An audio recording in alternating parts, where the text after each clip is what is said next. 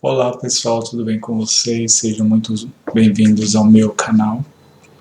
Esse é o vídeo que eu vou falar sobre a destruição de monumentos, de estátuas, monumentos também históricos, né?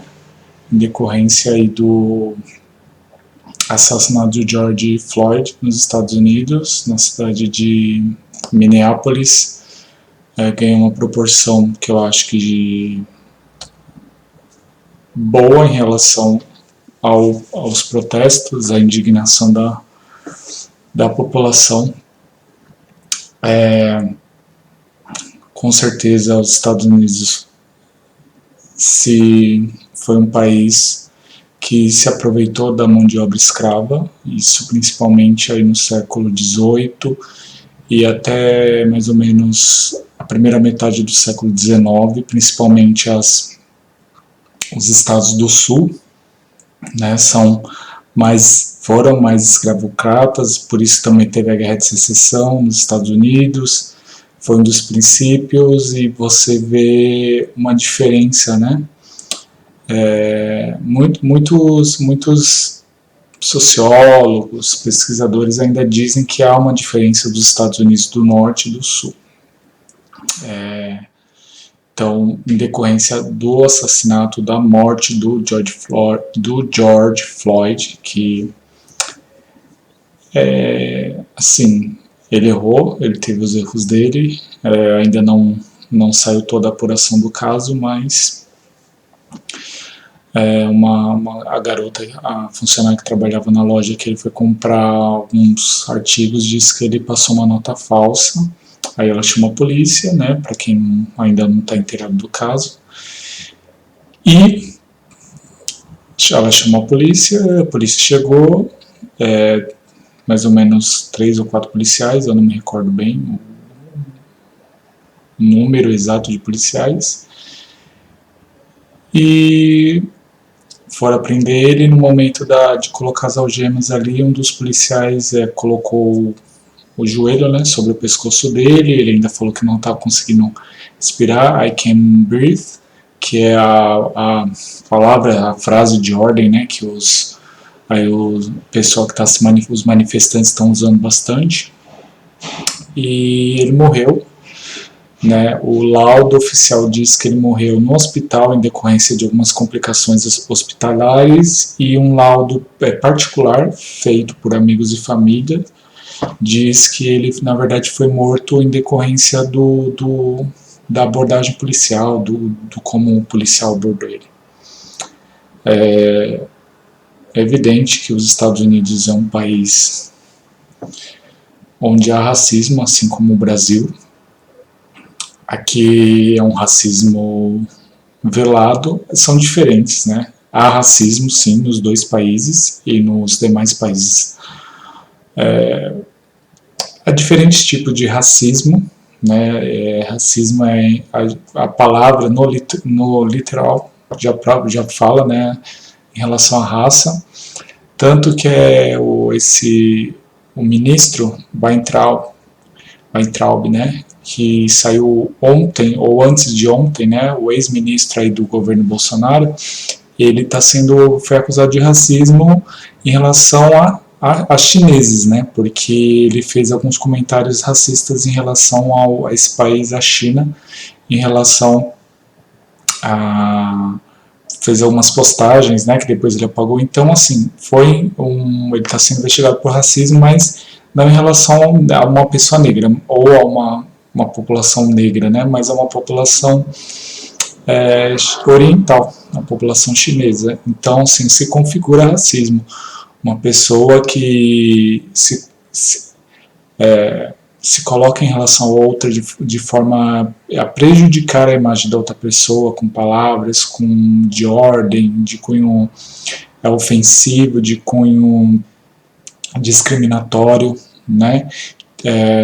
Seja contra um oriental, seja contra uma pessoa negra, seja contra uma pessoa de origens azteca. Isso também se observa, por exemplo, no México. Eu tenho alguns amigos mexicanos, e eu tenho uma amiga mexicana que vez ou outra me relata muito racismo no México em relação às populações indígenas, né? Que assim como nós, eles também tiveram os astecas, os maias, toltecas, olmecas, né, que eram os povos pré-hispânicos que já estavam ali no México antes da chegada dos espanhóis, e até hoje essa população sofre racismo, né, dos próprios mexicanos, dos descendentes aí, tanto de criollos, né, pessoas que eram espanhóis nascidos no México, quanto de mestiços, pessoas que eram filhas de espanhóis com negros, ou de índios com negros, ou de negros com espanhóis, mas essas populações ainda até hoje sofrem ali no México questões raciais, que é racismo, né? Por exemplo, se você tomar em conta a atriz, né, aquela atriz que foi indicada ao Oscar, aquela atriz mexicana que fez o filme Roma, indica o filme do Augusto Cuarón, se eu não me engano, indico esse filme. Ela sofreu muito com racismo, né? E a Alicia Aparicio, se eu não me engano, é assim que se pronuncia o nome dela, porque ela tem traços indígenas, ela faz parte de uma comunidade, ela teve um background, né, uma criação em uma pequena comunidade indígena no sul do México, ali no estado de Oaxaca, que é um estado super de populações indígenas, então ela também sofreu um tipo de racismo, né? Ela como aí teve uma criação aí indígena, então existem vários tipos de racismo. O que não justifica dos manifestantes é a destruição do patrimônio. Veja bem, nós não podemos, a gente fala em história, né, que um dos pecados mortais do historiador, do estudante de história, é o anacronismo, que é atribuir a um tempo ideias e conceitos de outro tempo. Eu não posso querer atribuir um conceito que eu tenho de racismo hoje, no século XXI, em 2020, a uma pessoa que, de repente, nasceu em 1620 ou em 1780, né? Eram épocas diferentes, séculos diferentes, tempos diferentes, a religião ainda era muito importante, né, nesses século XV, XVI, XVII, XVIII, inclusive no XX e até hoje em determinadas sociedades E a gente também não pode esquecer que as pessoas estavam muito vinculadas à igreja, né, à igreja católica, que durante muitos séculos justificou a escravidão do povo africano, né, dos negros também, dos negros africanos que aqui chegaram nas Américas, né, e a igreja justificava isso de diversas maneiras. Eu não vou entrar no mérito do que a igreja utilizou para afirmar essa desculpa de que o africano poderia ser escravizado, né? Então a gente tem várias vertentes que a igreja usou, de que era uma tribo perdida, que eles eram descendentes de Caim e de Cã, da tribo de Cã, e também era tem várias vertentes, né? Isso não vem ao caso. Mas o que eu quero falar aqui é sobre a questão de destruição, né? Eu vou deixar uma reportagem, né? Eu vou colocar aí as imagens de uma reportagem que nos Estados Unidos e Novo México, manifestantes foram para destruir um monumento de um conquistador espanhol do século XVI, né, que chegou ali no Novo México para conquistar, para invadir, e os manifestantes decidiram, porque ele se apropriou, né, eu não vou lembrar o nome dessa figura histórica, mas aí eu vou deixar a reportagem aqui para vocês verem. Então, esses manifestantes foram para derrubar essa estátua, e depois chegou uma milícia civil, que eles se intitulam Milícia Civil do Novo México, armados, e aí houve um confronto dessa milícia e desses manifestantes que estavam ali manifestando como em decorrência do que houve com o George Floyd, e havia uma milícia de homens brancos, né, fazendo com que fosse impedir a derrubada dessa estátua. E aí houve uma confusão, os milicianos armados que queriam que os manifestantes que queriam derrubar a estátua saíssem, fossem embora e não derrubassem a estátua, e aí no meio dessa confusão um dos milicianos atirou, uma pessoa foi parar no hospital, e depois no outro dia a prefeitura da cidade, que eu também vou deixar aí a reportagem também na descrição desse vídeo, a prefeitura decidiu retirar a estátua para preservação do patrimônio. Em nenhum momento, eu acho que quem mandou colocar essa estátua, ou pessoa, o artista, né, que confeccionou essas estátuas, isso aconteceu também no Reino Unido. Várias estátuas foram, até tem uma imagem, né, que foi famosa de uma que eles jogaram no rio, e também há relatos de várias estátuas do Cristóvão Colombo estão sendo derrubadas nos Estados Unidos. Isso não atribui o artista, ou a pessoa que confeccionou, o prefeito, de qual época que seja que mandou colocar, ao racismo, porque a gente tem que lembrar que muitas dessas estátuas, dessas pessoas, né, se cogitou também fazer a mesma coisa aqui em São Paulo com a estátua do Borba Gato, ali em Santo Amaro, porque ele era um bandeirante que adentrava ao interior do Brasil no século XVII para capturar índios e destruir os quilombos, né, que aqui existiam. A gente tem que entender que o ser humano, ele viveu diferentes séculos, cada século tinha os seus próprios males, né? Você capturar seres humanos para levar como escravo para os senhores, né? Dos senhores de engenho, né? Ou dos exploradores do pau-brasil, por exemplo, na questão do Brasil.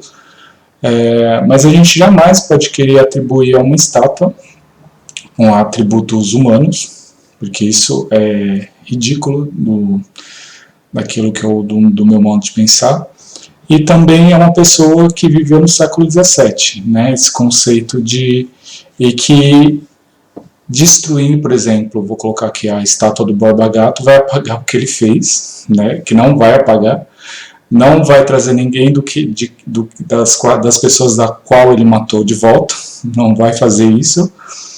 E também apagar a história não é a melhor maneira de mudar as coisas, de mudar o preconceito contra o índio, que ainda tem muito no Brasil, e contra a população afro-brasileira, né? De uma forma geral, existe realmente racismo, mas derrubar uma estátua não vai mudar a história, né? A gente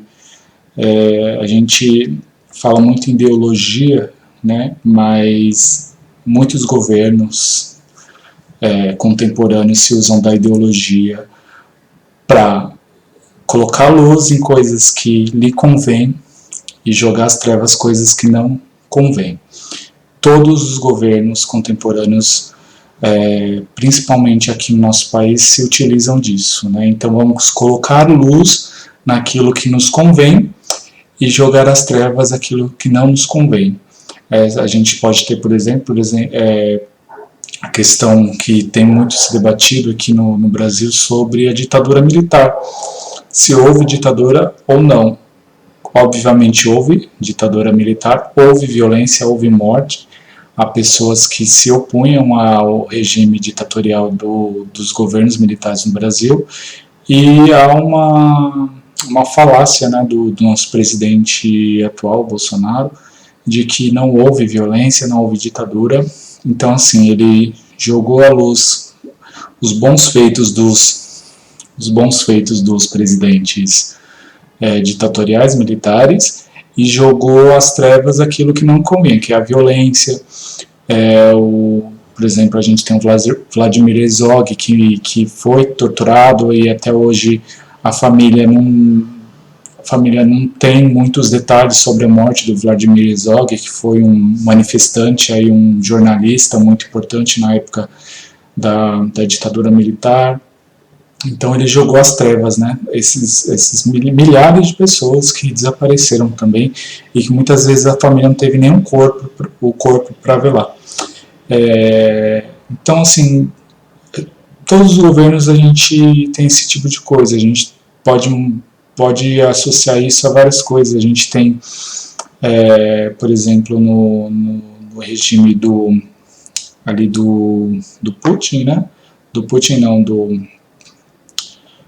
ali em 1917, desculpa, na Revolução Russa, Vladimir Putin está na minha cabeça.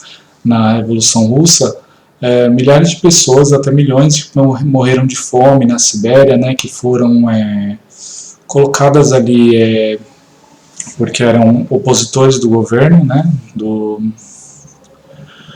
da comuna ali, morreram. A gente pode ver isso também na Coreia do Norte, pessoas cristãos, pessoas que são contra o governo da família Kim Jong-il lá, pessoas que, para quem não sabe, na Coreia do Norte há campos de concentração, cristãos, pessoas de religiões variadas, católicos, budistas, pessoas que são opositoras do governo vão para campos de concentração na Coreia do Norte, isso eu estou falando no século XX, anos 21, né? Então, assim, a ideologia hoje ela mudou, né, o conceito. E voltando ao assunto das estátuas, essas estátuas elas ganharam muitos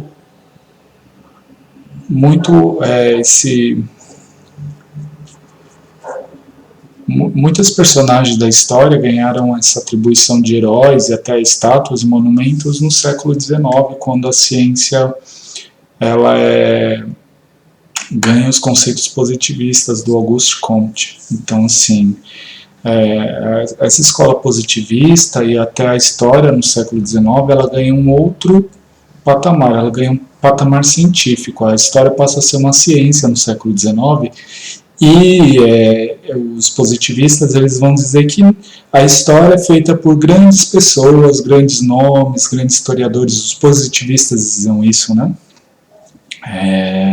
Diziam que as pessoas que deveriam ser lembradas nos livros de história eram os grandes generais, reis, príncipes, os grandes embaixadores, os grandes revolucionários, né?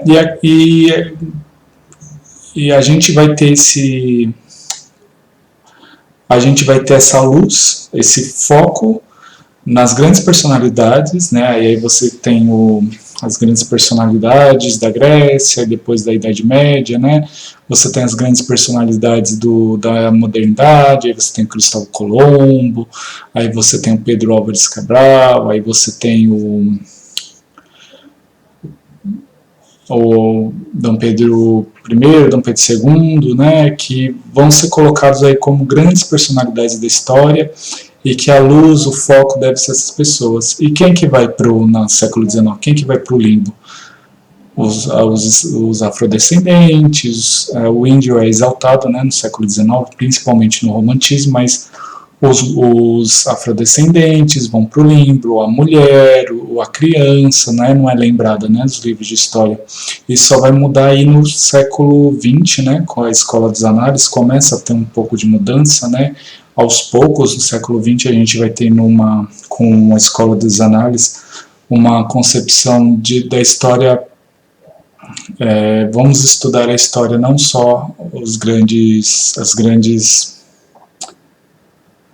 personalidades segundo o conceito positivista, né?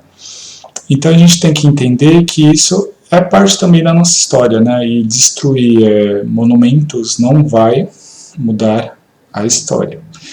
A gente não pode colocar luz naquilo que a gente acha certo ou deixa de achar e limbo naquilo que a gente tem que mostrar, né? A gente tem que mostrar tudo, os fatos estão aí colocados, a sociedade precisa refletir através dos erros do Borba Gato, através dos erros do Dom Pedro I, através dos erros